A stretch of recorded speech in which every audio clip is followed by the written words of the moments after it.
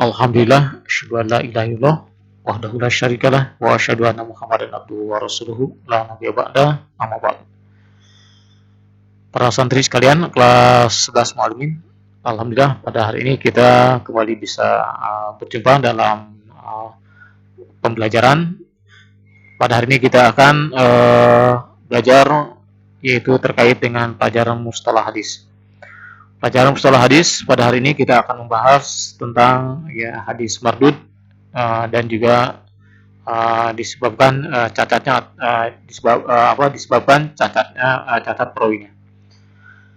Baik terkait hadis mardud dan juga penyebab cacatnya seorang rawi.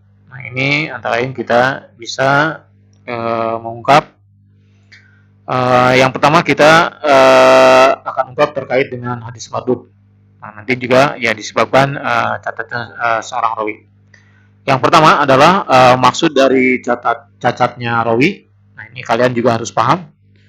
Yang dimaksud dengan cacatnya seorang rawi adalah ya, ini yang dimaksud dengan cacatnya rawi adalah cemarnya perkataan dan juga aspek keadilan dan agamanya menjadi pembicaraan. Nah, ini penyebab seorang rawi menjadi cacat nih, gitu ya. Pertama dinilai dari perkataannya. Perkataannya dia suka berbicara, suka berbohong apa tidak, gitu ya. Nah, dinilai dari segi perkataannya, kemudian dinilai dari ditinjau, dilihat dari sisi keadilannya, gitu ya. Keadilan di sini maksudnya usia. Di sini adil di sini kalau menurut ilmu hadis, adil itu adalah menyangkut masalah usianya, sudah balik apa belum, kemudian juga agamanya, gitu ya, Islam apa tidak, gitu. Nah, ini yang dimaksud dengan keadilan. Nah, ini bermasalah tiga di sini nih, masalah usia, gitu ya, termasuk orang yang sudah balik apa belum. Baik, nanti kemudian juga dilihat dari aspek agamanya, gitu ya. Nah, dalam menjalankan agamanya, nah ini baik apa tidak.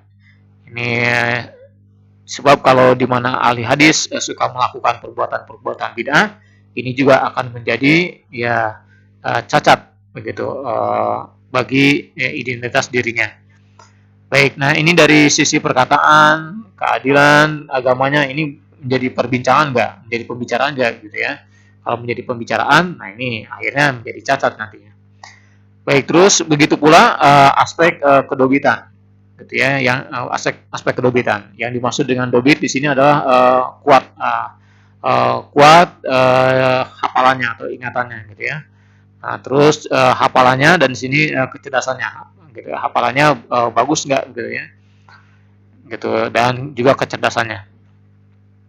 Baik, ini yang pertama ya. Yang pertama, jadi terkait dengan bahasan ya maksud dari catatnya seorang rawi. Kemudian penyebabnya, gitu. Penyebab cacatnya ini, maaf ya, cacatnya seorang rawi. Nah, ini penyebabnya. Yang menjadi penyebab cacatnya perawi itu ada 10 macam. Gitu. Nah, nanti dari 10 macam itu 5 berkaitan dengan aspek keadilan dan 5 lainnya berkaitan dengan aspek kedobitan. Kita lihat selanjutnya. Nah, yang berkaitan dengan cacat dalam hal keadilan. Nah, yaitu pertama dusta. Jadi si perawi tersebut ini suka berbohong apa tidak? Suka berdusta atau tidak? Kalau dia terpantau atau diketahui bahwa suka melakukan kebohongan, maka di mana dia menyampaikan informasi, di mana dia menyampaikan berita, ini tidak akan bisa diterima oleh para ulama hadis. Baik, karena ini sudah dianggap cacat.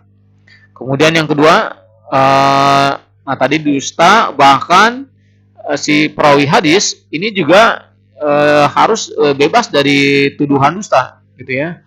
Kalau seandainya dia termasuk tertuduh dusta atau dituduh dusta, ini bisa menjadikan dirinya menjadi cacat, bisa menjadikan informasinya tidak bisa diterima.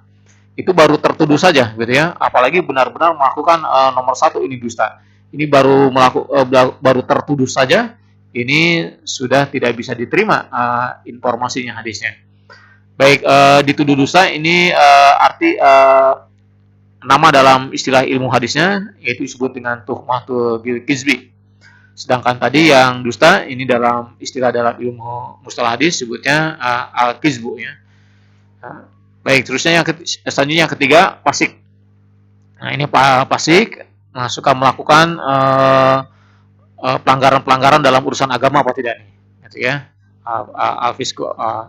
Kemudian yang keempat pembuat bid'ah. Nah, ini juga pelaku bid'ah. Ini bisa menyebabkan dirinya cacat gitu. Maksudnya ya informasi yang dibawanya ini bisa ditolak, tidak diterima oleh para ulama hadis. Kalau memang diketahui bahwa si perawi tersebut ini suka melakukan bid'ah. Itu dalam istilah ilmu hadisnya bid'ah. Kemudian juga yang kelima ya bodoh gitu ya, atau al jahiliyah. Maksudnya ya lemah sekali baik dari hafalannya, baik dari kecerdasannya, ini sangat minim sekali, sangat rendah sekali. Ya jelas ini orang seperti ini tidak akan diterima sebagai perawi hadis. Baik, itu tentang catatan seorang rawi terkait dengan keadilan. Kemudian yang selanjutnya yang berkaitan dengan cacat dalam hal kedogitan. Nah, ini juga sama, ada 5, yaitu yang pertama kekeliruannya sangat parah, atau dalam ilmu hadis istilahnya disebut fahsyul golat.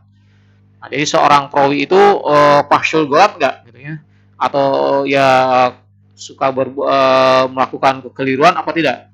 Nah, ini kalau ternyata diketahui bahwa si perawi tersebut ini suka melakukan kekeliruan, baik omongan atau tindakan atau juga tulisan dan sebagainya. Ini kalau sering suka melakukan kekeliruan, bahkan kekeliruannya ini terdeteksi, terpantau sangat parah, yang disebut dengan fahsyulat, nah jelas ini akan menjadikan dirinya cacat gitu dalam ilmu hadis. Artinya ya informasinya tidak bisa diterima.